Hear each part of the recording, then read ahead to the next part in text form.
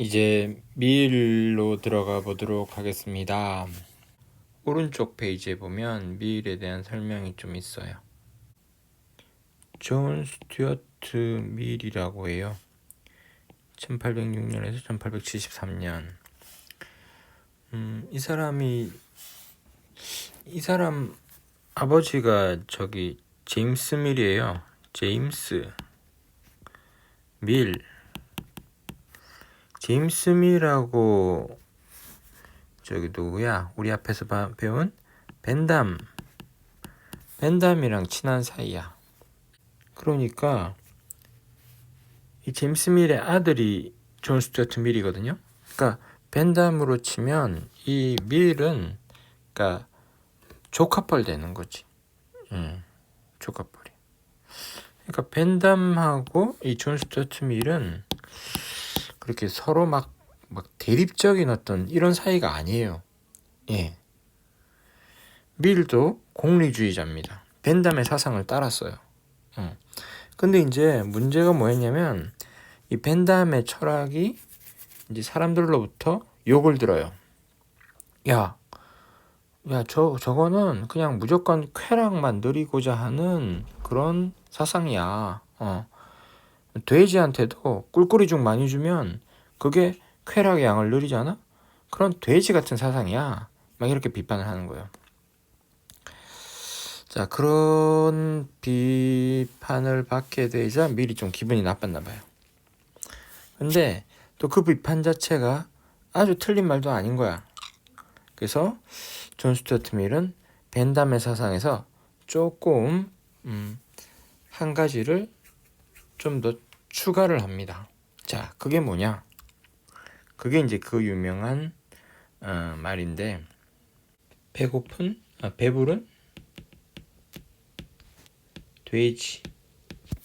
돼지보다는 배고픈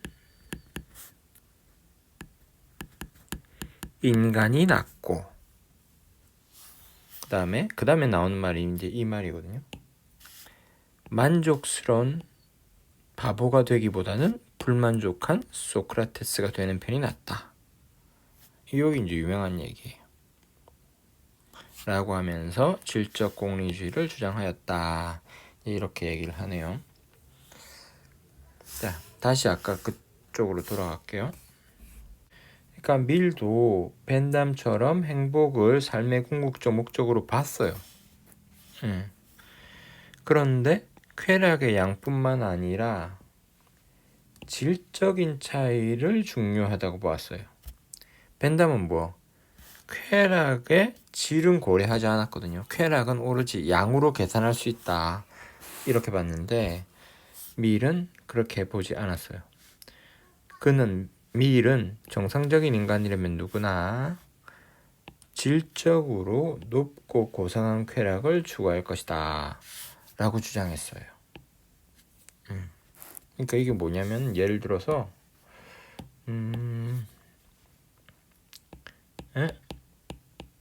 클럽에서 춤추고 술 마시고 즐기는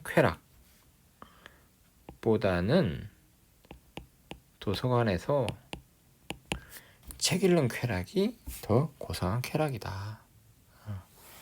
누구나 더 나은 쾌락을 맛보게 된다면 그것을 선택할 것이다. 이렇게 봤죠. 납득이 잘 안 되지만 이렇게 봤습니다.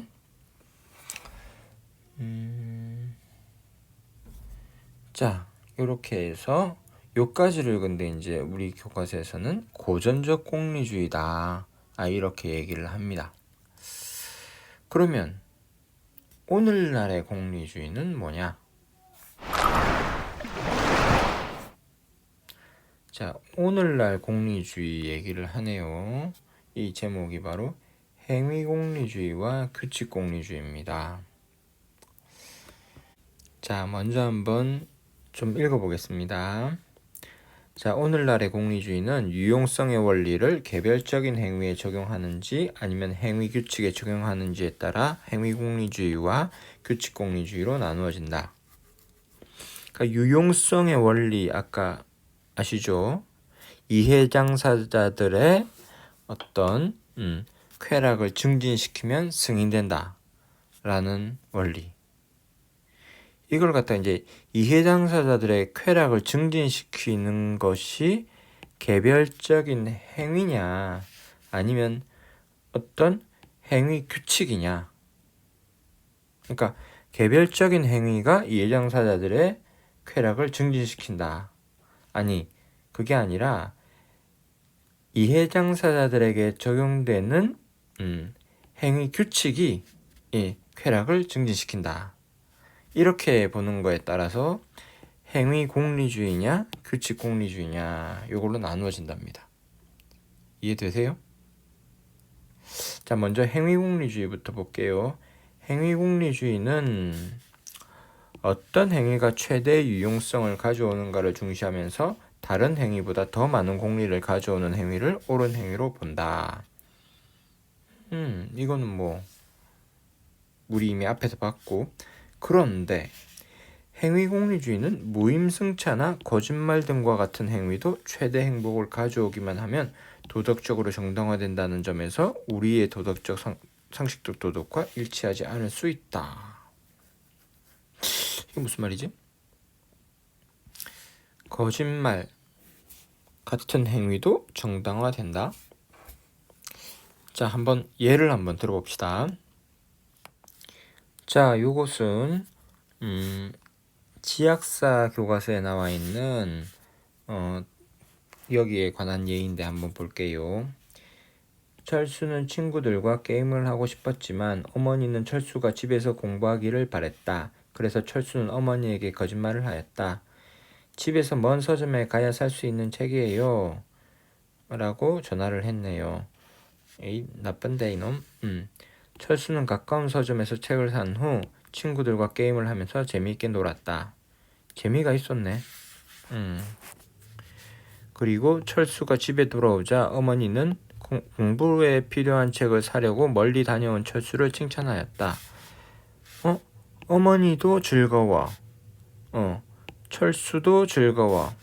거짓말을 했지만 모두에게 좋은 결과를 얻었어. 자, 보자.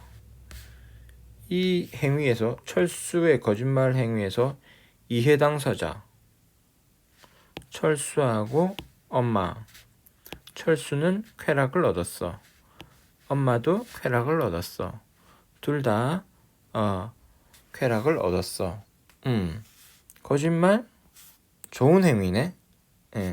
선한 행위를 했네. 자, 이게 이제 행위공리주의적인 관점에서 보는 건데, 아니 이렇게 되면 이 행위공리주의에서는 거짓말 등과 같은 행위도 최대 행복을 가져오기만 하면 도덕적으로 정당화된다는 게 되잖아. 이거는 우리의 도덕적 상식과, 아니 상식적 도덕과 일치하지 않잖아. 또 하나 예를 들어볼게요. 이번에는 아까 그거 이건희의 주머니에서 100만원짜리 떨어진 것을 보았다. 몰래 주었지. 아무도 못 봤어. 아이들 등록금으로 썼어. 이것도 이게 분실물을 갖다가 이렇게 주워다가 썼단 말이야. 이거 죄도 돼요. 범죄도 돼요. 이게 이런 것도 어떻게 선한 행위로 판단이 된단 말이야. 이거 뭔가 문제가 있는데, 아까 그 원리라는 게 행위 공리주의의 원리는 좀 문제가 있는 것 같은데. 자, 또 하나 문제가 있어요. 이 행위 공리주의의 문제. 또한 행위의 옳고 그름을 판단하기 위해서 각각의 상황마다 행위의 결과를 계산한다는 것이 어렵다는 문제가 있다. 그러니까 행위 공리주의는 어떤 행위가 생길 때마다 그 행위를 막 계산을 해야 돼. 우리가 항상 그렇게 계산할 만큼 이렇게 여유가 없잖아요. 그때 빨리빨리 행동을 판단을 내려야 되는데. 자, 이런 문제, 이런 한계를 극복하기 위해 제시된 것이 바로 규칙 공리주의다. 자, 규칙 공리주의는 어떤 규칙이 최대의 유용성을 가져오는가를 중시하면서 개별적인 행위의 결과가 아니라 일반적으로 최대의 행복을 가져오는 행위의 규칙을 따라야 한다고 본다. 그러니까 개별적인 행위의 결과, 그것보다는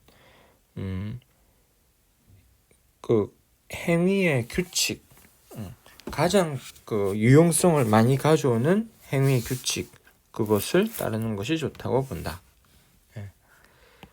그래서 규칙이 가져올 유용성을 비교해서 더욱 큰 유용성 가져오는 규칙을 따르는 것이 옳다. 예를 들어서 거짓말을 해서는 안 된다라는 규칙을 지켜야 하는 이유는 이 규칙에 따르는 것이 그렇지 않은 것보다 더 나은 쾌락, 더 나은 결과를 가져오기 때문이다. 이게 규칙 공리주의입니다. 그러니까 공리주의의 대상이 어떤 행위를 갖고 하는 게 아니라 행위의 규칙을 갖고 이것이 많은 쾌락을 생산해내는가 아닌가를 판단하는 거죠. 거짓말이 때로는 어떤 쾌락을 생산해내기도 하죠. 거짓말을 해도 된다. 이런 어떤 규칙은 많은 그 유용성을 가져오기가 어렵죠. 그래서 우리는 그런 행위의 규칙을 규칙 공리주의에서는 버리는 거죠. 버리고 거짓말해서는 안 된다. 요게 더 큰 유용성을 가져온다라고 보기 때문에 대부분의 사람들은 그렇게 생각을 하는 겁니다. 예를 하나 또 볼게요. 자, 이 예를 한번 볼까요? 지금 보니까 택시 운전사가 있고요. 경찰관들이 있습니다. 택시 운전사가 무슨 신호 위반이나 뭘 했나 봐요. 자, 한번 봅시다. 아이고, 한 번만 봐주세요. 제가 이번에 이거 걸리면은 택시 면허가 취소되는데, 그러면 우리 집에 있는 가족들은 너무 힘들어요. 고통을 많이 받게 됩니다. 좀 봐주세요. 이렇게 얘기를 하나 봐요. 그러니까 이제 이 경찰관이 이렇게 생각을 합니다. 야, 지금 택시 면허를 취소시킨다면 그는 더 이상 영업을 할 수 없고, 그렇게 되면 가족의 생계를 위협하게 되네. 다시는 위법 행위를 하지 말도록 경고하고 한번 용서해주면 더 많은 사람에게 유익한 일이 될 거야. 이해 당사자들, 그러니까 이 지금 택시 운전사, 그리고 가족들, 그리고 경찰관, 이렇게 봤을 때 한번 용서해주면 이 사람들 전체에서 그 이익은, 그 손해는 크지 않고 더 많은 사람에게 이익이 될 거야. 그래서 면허를 취소시키지 말자. 요렇게 이제 얘기를 하네요. 근데 옆에 사람은 좀 달라요. 옆에 경찰관은 아니야. 규칙이 가지고 있는 유용성이 더 중요해. 만약 한두 사람의 예외를 허용하다 보면 규칙이 무너져. 결과적으로 사회 전체에 해악을 끼칠 거야. 규칙대로 면허를 취소해야겠네. 아니야. 우리가 봐야 될 건 이 택시 운전사 한 사람의 행위가 아니라 이 택시 운전사가 어기는 그 행위의 규칙을 봐야 돼. 그 행위 규칙이 만약에 무너지게 되면 결국 이 사회 전체가 해악을 입게 된단 말이야. 그래서 규칙대로 면허를 취소시키는 것이 옳아. 이렇게 보는 거죠. 그러니까 이쪽 사람은 이제 행위공리주의의 입장이고, 이쪽 사람은 이제 규칙공리주의의 입장입니다. 자, 이렇게 예를 한번 봤습니다.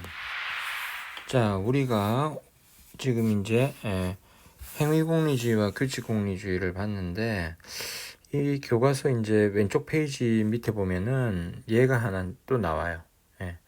이번에는 이제 로빈 후드는 착한 사람인가 나쁜 사람인가 이런 예를 말하고 있습니다. 자, 한번 볼게요. 로빈 후드는 착한 사람인가 나쁜 사람인가? 로빈 후드는 영국의 전설로 내려오는 영웅적 인물이다. 로빈 후드는 포악한 관리나 욕심이 많은 귀족, 타락한 성직자들의 재산을 빼앗고 그들의 횡포를 응징하여 가난한 사람들을 돕는 의적으로 알려져 있다. 우리나라에도 뭐 홍길동도 있고 임꺽정도 있고 뭐 그렇잖아요. 그 로빈 후드 이야기는 문학 작품의 주요 소재로도 자주 등장하는데 농부 피어스 꿈, 스코틀랜드 연대기에서도 그 이름을 찾아볼 수 있다. 그렇구나. 근데 질문이 뭐였지? 로빈 후드는 착한 사람인가 나쁜 사람인가? 예, 그러네요. 자, 일단 질문은 이겁니다. 의무론적 접근과 공리주의 접근에서 평가해보자. 자, 요거는 이제 여러분들이 3분 생각으로 한번 적어보시면 좋겠네요. 네. 자, 오늘 8차시 수고 많으셨습니다. 오늘 공리주의 좀 잘 알게 됐는지 모르겠는데 요것도 칸트와 마찬가지로 이제 지식들을 쭉 들어봤으니까 차츰차츰 생각하면서 점점 공리주의를 이해해 나가도록 합시다. 예. 다음 시간에는 계약론적 접근으로 넘어가도록 하겠습니다. 자, 수고하셨습니다.